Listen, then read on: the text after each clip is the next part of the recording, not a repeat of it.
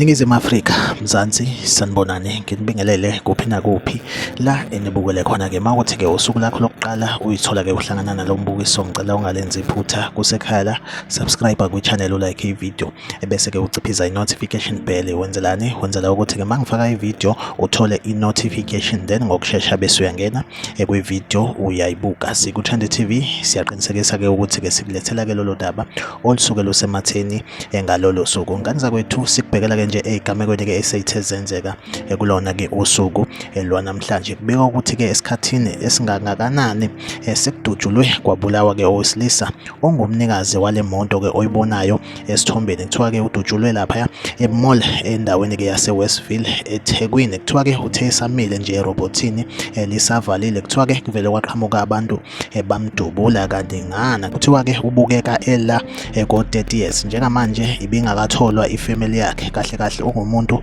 ongakaziwa ukuthi-ke owakuphi, kodwa imoto ahamba ngayo iyona leya ekuthiwa-ke makukhona umuntu-ke mhlambe-ke oyaziyo le moto akaxhumane namaphoyisa akhona-ke e-Westville. Like ivideo, usubscribe kwi-channel uma ungasubscribile.